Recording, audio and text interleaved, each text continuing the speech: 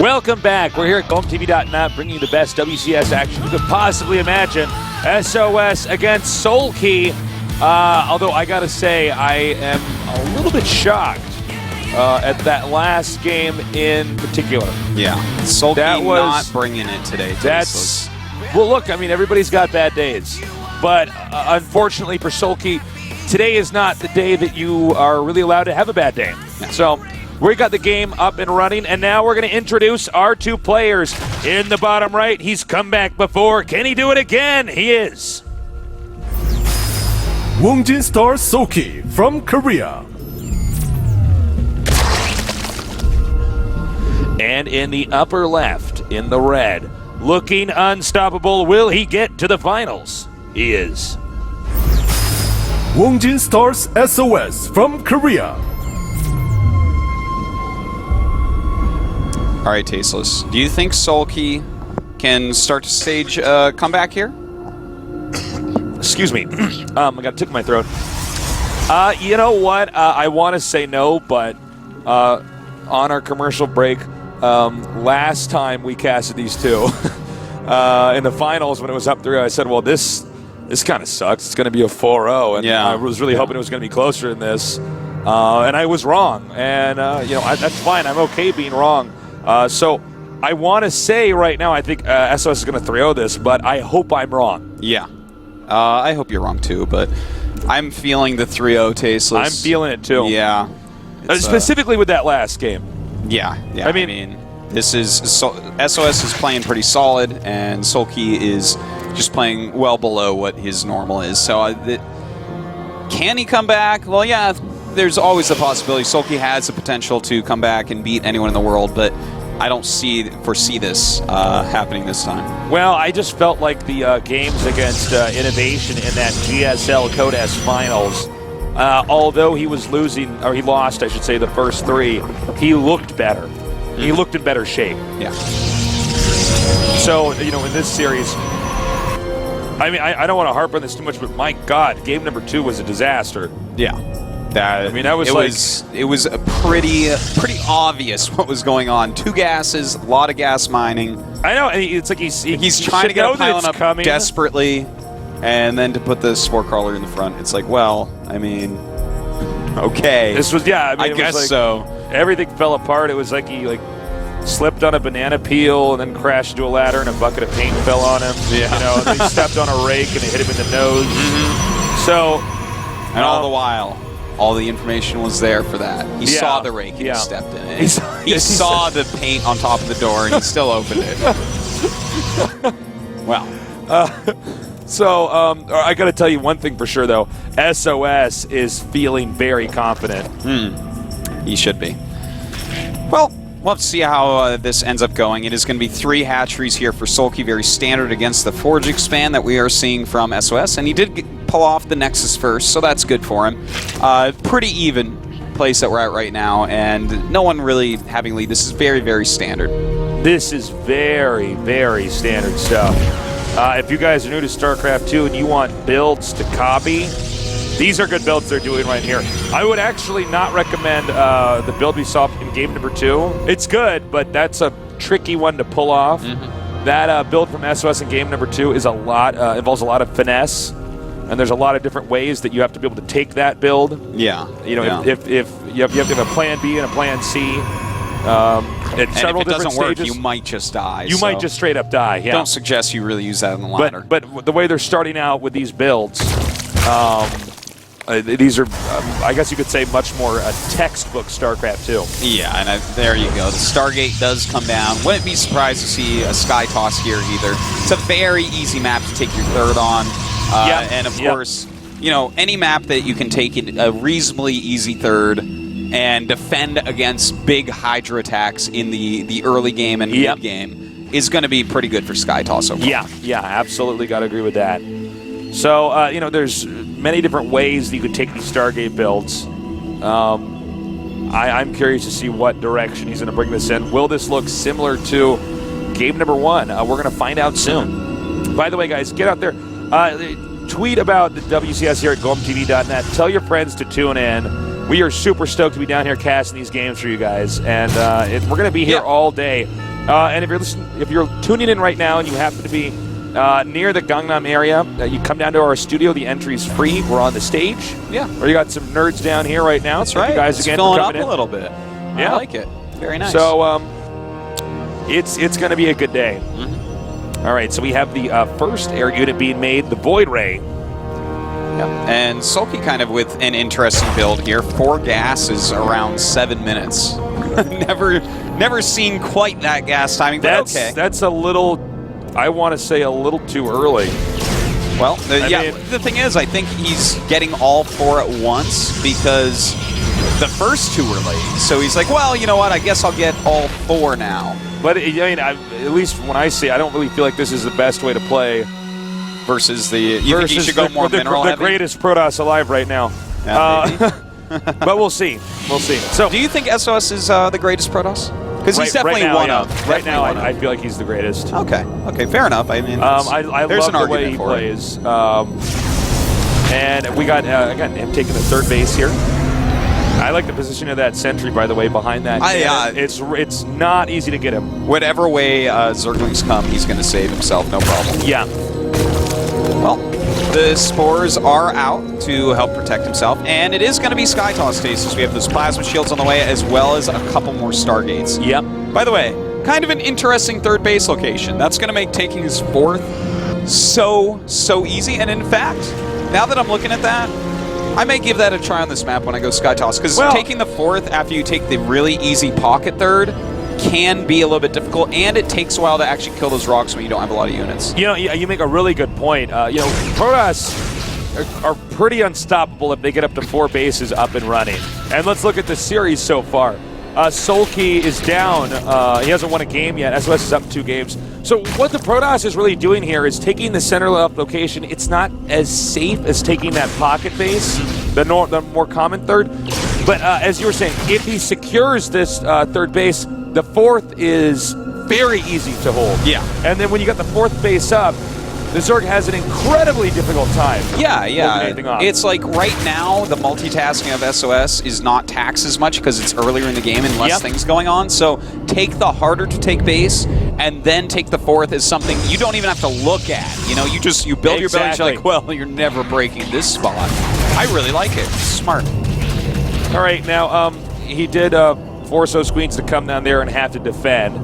Note that off of this, Sulky's going to be double expanding, so he's going to be up to 5 bases, which is also for Zerg, when they're on 5 bases, they can pretty much do whatever they want. They can support anything. Now, we have 2 Spires on the way. So he's obviously going to be focusing really heavily upon Spire upgrades, which tells us it's going to be Mutalisks. Yep.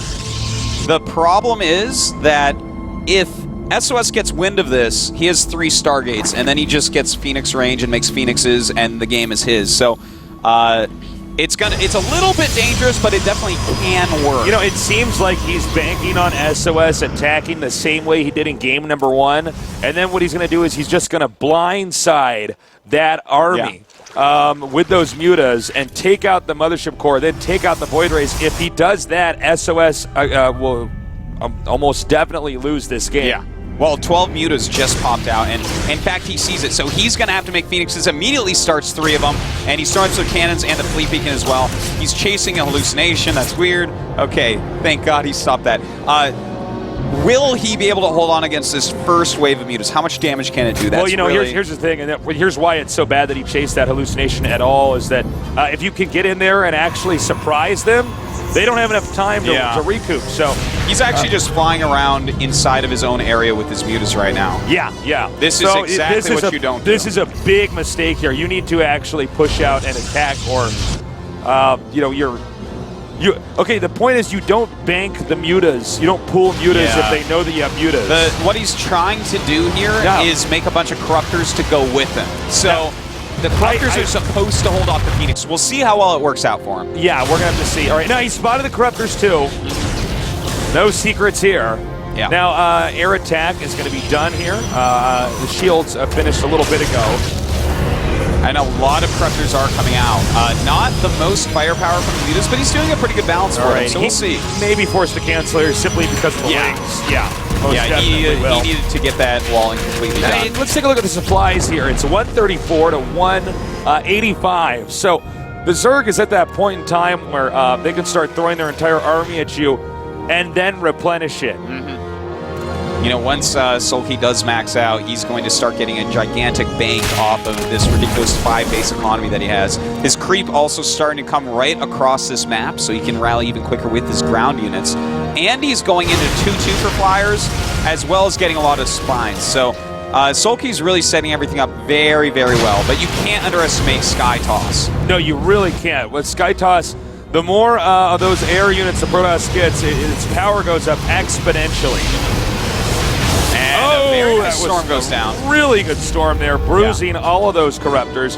Okay, now here's the problem. When you have an air army like this, the Protoss can punish you by sending small groups of Zealots out here, and he's going to get the Spire, which is going to cause a big hiccup in the air production here. For the Zerg, is he going to get it? It's getting lower, lower, lower, lower, lower. And he does not quite get that. And that would have really been bad, because then he misses out on that +2 carapace upgrade. Yeah. Wow, that's too bad, though, because that would have been a really nice break there. That would have been a nice snipe. Yeah, he hasn't located the pylons. You know what? He could make a DT and actually go over there and probably kill that off. Yeah. Very good point there, Tasteless. He is getting that Dark Shrine. We'll have to cancel that 4th base again. And he really is going to need to get that up. He can't sit on 3 base for too long against his 5 base economy. No, because once that 5 base economy starts to kick in, Zerg has a lot of room for mistakes. Nice blocking with the Lynx here. Yeah, he's preventing that Spire from dying. Really wants that +2 carapace to finish up. You know what? I do think, though, that Dark Shrine is about to finish, and when that finishes, if this game is going to be at all like the last game as far as how he managed to handle the Dark Templars, he could be in a lot of trouble here. Yeah, that's very true. The DTs definitely can still pull a lot of damage in for SOS. But you know what? SOS is getting a pretty darn good army. He has 3 High Templars right now. And he does have Psystorm. So if he hits some Psystorms and has his Archons hit, he can kill off this air army, and that's really where all the value for Sulky is right now. Yeah, I love the placement here. Like I was just saying with that sentry, it's in a weird enough spot that you can't just get in there and surround it. All right, now he's going to go ahead and try to hit the main here. I don't know if this is advisable, though. And we'll see the Corruptors are going to try to hit now. And it looks like we're going to have a Nexus cannon probably go up here on the Nexus. Yeah, and those Corruptors really doing a great job of zoning out all of the Phoenixes right now. Looks like this Nexus will, in fact, go down. Those Mutas do have 2-2, which is one of the scariest things, but we have a counterattack going on up here at the 5th base of Sulky, and it looks like that will be easily removed. All right, he's going to go ahead and take out that base over there at the upper right. The Zerg now going to go trying to get into somewhat of a base rates area, but these Archons connecting on those Mutas. Pretty nice hits, but really it's the Corruptors holding back these Phoenixes. The Phoenixes could deal with these Mutas, but they just can't get any shots in. All right, a few Stalkers desperately being warped in right now. A lot of these Mutas have taken a lot of damage here. The Mothership Core goes down. Protoss Army now turning around to try to save this. 2 Nexuses have been taken out. The Zerg continuing to do an incredible amount of damage. And indeed they do, Tasteless. The production just going down for SOS. He's only at 130-ish supply, so if he can't produce still, he's in a lot of trouble. Yeah, it looks like Sulky is just too airtight in his base. And you know, that's just going to have to be that. The Archons now coming out here and driving out these Zerg air units, the Corruptors and the Mutalisks, but I have to ask myself, you know, has there already been too much damage dealt here?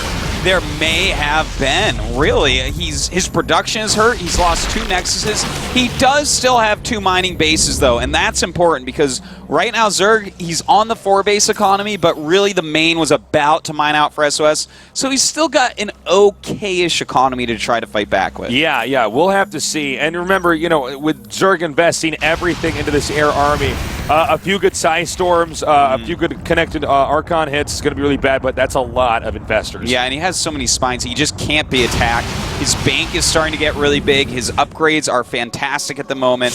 I don't really see Sulky losing this. He would have to I do not see him losing this. He'd have to bungle everything like 3 times to lose this game. And you know, here's the important thing to note is that just like we saw in the game against Innovation in our GSL Codas finals, Sulky is very capable of coming back. This may be the beginning of that. It certainly could be. And how painful would that be for SOS not being able to close it out after a quick 2-0?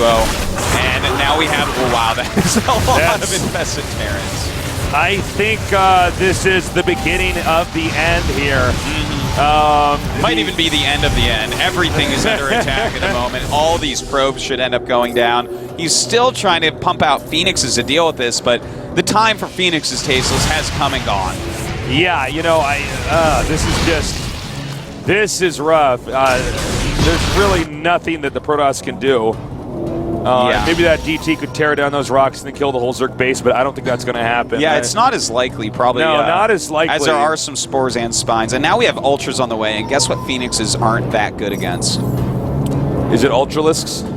Shot in the dark here. Well, I was going to say Corruptors, but yeah, Ultras as well. There as well, yeah. So, the Ultras was just a side tangent I was talking about. You took the bait, Tasteless. Phoenixes are great against Ultras. Now, this is definitely Sulky's game at this point. SOS, I'm not sure what he's going to do here. He might try to get like a super cost-efficient High Templar Archon, Phoenix, Void Ray. I'm not sure. His economy just isn't there, though. There's no real way for him to hold on. Yeah, I mean, you know, he might, in fact, even just be sitting in his booth right now, just saying, all right, what do I do in the next game here? Because, you know, Sulky can't kill me right away. This doesn't give me time to kind of go over my next strategy, my next game plan. Yep. You know, he's also going to be sitting in that booth thinking, Sulky's done this before. He did it against Innovation. Yeah. I can't let him do it to me now. Well, if he did it against Innovation, it can be done against anybody. So, yeah. Sulky definitely put in a lot more effort this game, I would say, Tasteless. Much better play, but this is going to be the end. No way to hold on against this army. Yep, some nice feedbacks, but there's just too much Zerg everything, and that's going to be it. GG. Wow. Well, okay. Sulky is starting to get a comeback here. We're going to see how far he can actually go with this, though. You know, this is going to be a very, very tough match here for him coming up now. You know, I have to say, even though Sulky won that game, I was a little bit surprised by some of the moves he made. You know, one of the moments when Mutalisks are the strongest, when you're getting them in bulk, is right when they hatch. Yeah, I understand going for Corruptors with them, but if you go and do a quick little hit with them as well, that's going to be helpful. You know, you can definitely get in there before the first several Phoenixes are out, because even when the first 3 pop out and they don't have the range upgrade, you can still micro around and at least make him use some of the Mothership Core's energy. Well, exactly. Make him spend it on a Nexus cannon. You know, the truth is, even at the highest level, we've had games where the Protoss is teching in a funky way and does not quite have the defenses to protect. Oftentimes the main, you can get in Sometimes there. You can get a few Void Rays. You know, sometimes it's like, oh, crap, I have to defend here with Void Rays. And then you get a few and run away. Yeah. But, you know what? At the end of the day, he did end up winning, played a lot better that game than in the first 2. And now it's time for Daybreak, a map that Sulky is extremely good at ZVP. Daybreak is our oldest map here at the GSL that's still in use. So these guys, if they're practice partners, they've had a lot of experience playing against each other on this. This should be a game with a lot of mind games we might not even be able to see.